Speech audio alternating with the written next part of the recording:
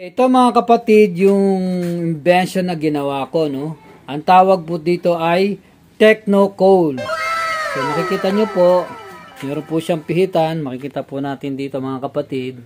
Yan po yung pihita, pwede po siyang lumakas, pwede po siyang painain. So ito po yung pinaka-chamber niya, no? So ito po, natatanggal po ito. So ito po yung dinisign kong Techno-Coal. Diyan po ilalagay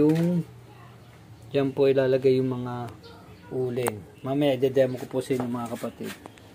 So ayan po. Ayan. Tapos makikita nyo po rito mga kapatid. So may saksakan po dito. Makikita nyo po yung mga kapatid. Yan po yung saksakan. Pagka walang kuryente, ay pwede po isaksak po yan ng baterya. Ito pong gadget na ito, no? Bali ito yung controller mga kapatid. May ano po siya, may motor po siya sa loob, no, para magbigay ng hangin sa loob ng dito sa chamber na to. Yun po yung magpapaninga sa mga kapatid sa uling. Then isa po, kapag wala pong kuryente, 12 volts lang po ito mga kapatid, no. So hindi siya ma-access sa kuryente, matipid siya. So kapag wala po siyang kuryente mga kapatid, ito po yung power bank na ako rin po ang may gawa. So lalagay ko po yan dito mga kapatid. Dito sa ilalim. Dito po kasi talaga nakapwesto yan mga kapatid. Ngayon po, isasaksak ko po yan dito. Yan. So nakasaksak siya mga kapatid. Tingnan natin kung saksak na yung mga kapatid. Nagana na siya. Yun po. May ilaw na siya mga kapatid. Ito mga baterya lang po yun. 12 volts po yun. Yan mga kapatid. Ito po mga kapatid, kapag sinaksak po natin to, siya ba nakasaksak, rechargeable naman po itong battery, itong power bank, na-charge din po siya. So yun po yun mga kapatid. So mga kapatid, ito po yung lapit mo rito. Ito po yung tinatawag natin Paris starter. So ito po yung gagamitin natin para lumingas po yung uling. So i-demo ko po sa inyo mga kapatid. Ipaki-set ko lang po ito. So tatanggalin muna natin itong takip mga kapatid. No? So ito po, ilalagay po natin yan sa gitna mga kapatid. Yan. So ilalagay po natin yung mga uling mga kapatid. Yan. Make sure po mga kapatid, pag nilagay nyo yung uling, pagitnaan nyo po yung fire starter. Magbabakante po kayo ng isang butas dyan para singaw yung hangin. Sisindihan po natin yung fire starter. Gamit po tayo ng lighter. Ayan.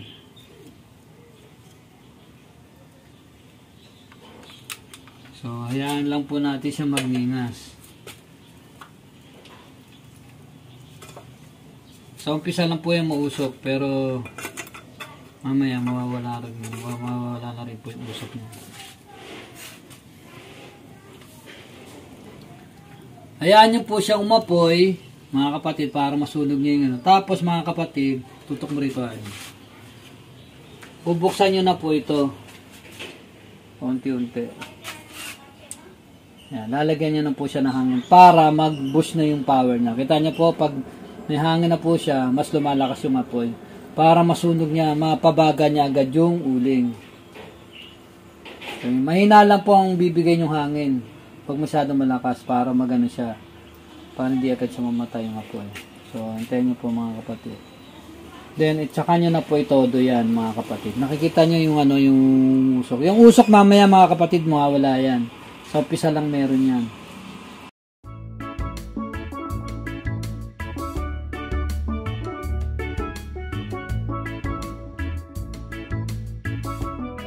Ito po yung isasaing namin. Nilagyan na rin po namin ng itlog. So, ilalagay na po natin ito mga kapatid dito. Para makapagluto po tayo mga kapatid.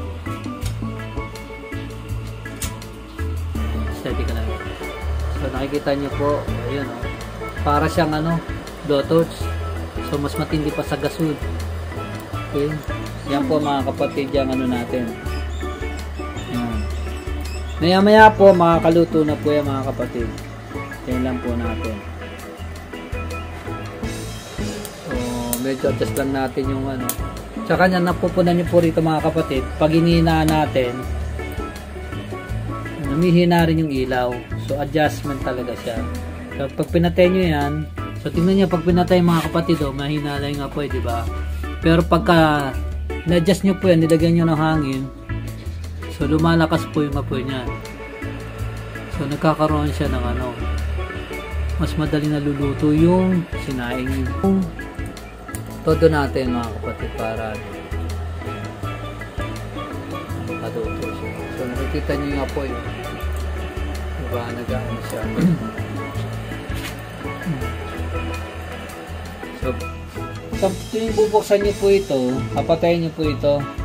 Patayin nyo po yung blower. Yung aparato, patayin nyo po. Then tignan nyo po kung ano, parang hindi makapasok. So hindi pa siya masyadong kumukulo. So kaya nyo lang pong kumulo siya ng gusto. Tapos buksan nyo ulit yung blower. So siya.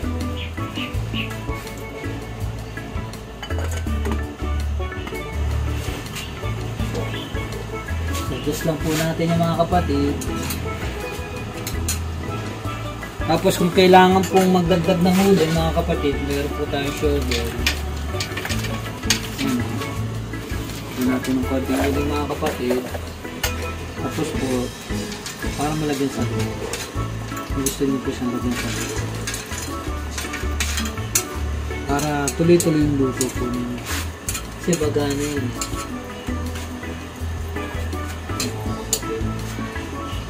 Yan lang po. So, tsaka isa po mga kapatid, hanggat maaari mga kapatid, nakalimutan ko sabihin sa inyo, magmas po kayo. Siyempre may amoy yan eh. So magmas kayo mga kapatid. Tapos sabihin mo yung ano, sige. Yung gloves. Pwede rin po kayo, tama yun. Pwede rin po kayo gumamit ng gloves.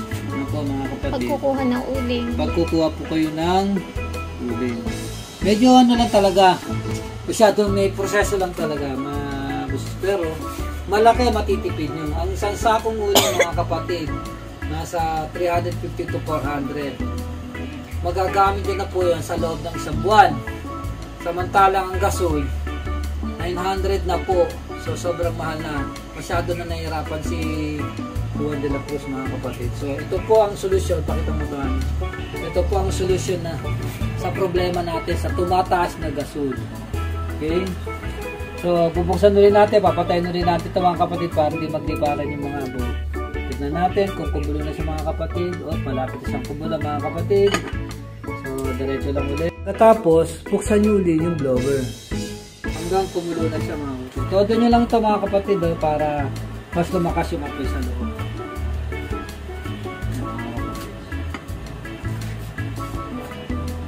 Turn po tayo. Tsaka alam nyo ba mga kapatid, na masarap magluto sa uling, yung saing at magluto. Talagang natural ang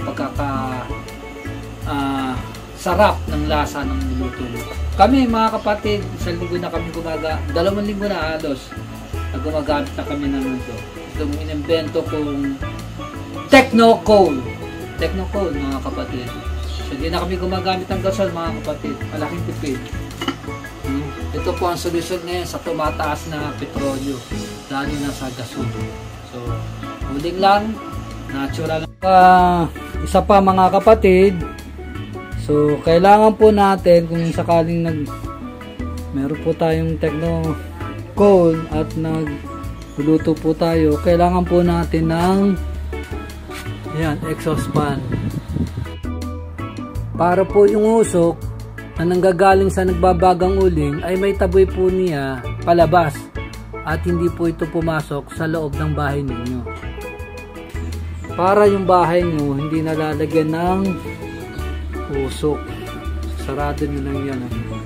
So yan po yung kailangan na mag-install po kayo. Mura lang naman yan. Medyo luma na itong ginamit ko. No? So, okay mga kapatid, tignan natin kung naluto na. Hani, buksan mo yung takip. Ayan, kita niyo mga kapatid, oh, ganda ng luto, grabe oh.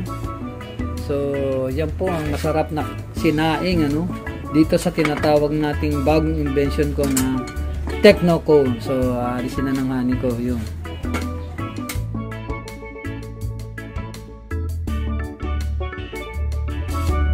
Ito ko na rin niluto ang chop suey. Takpan ko to. Then, pakita mo na nakasan natin ng konti. Para magkaroon ng pag kulang pa ng uling, maglalagay ulit tayo.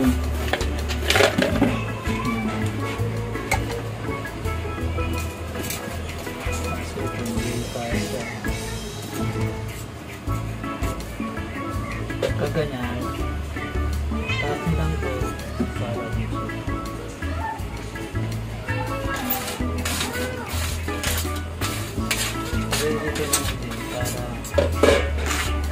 So ito na po yung malapit na maluto po yung chop suey na niluluto ko sa Techno Cone. Ayan po. So makikita nyo po yan Ayan, yung niya tama lang, huwag yun masyado. Ngayon, pag natapos na po tayo dyan, mga kapatid, so lilinisin na po natin ito. Diba po, tabi po natin to. Then, tabi po natin yung mga uling. Kasi sayang po yan.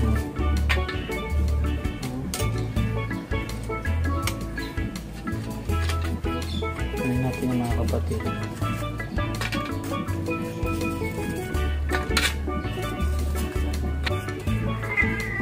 Tapos po mga kapatid, pag nalinis nyo na yan, ito po mga kapatid, tatanggal to. So tanggalin nyo po yung saksakan. Tanggal sa mga kapatid. Mga kapatid, itong abon na ito, huwag nyo po itatapon. Kasi po, pwede po siyang gamitin as fertilizer sa halaman. Ito, lilinisin nyo na po ito sa tubig. Lilinisin nyo po yan mga kapatid. Lilinis naman yun. Okay. Malinis na siya.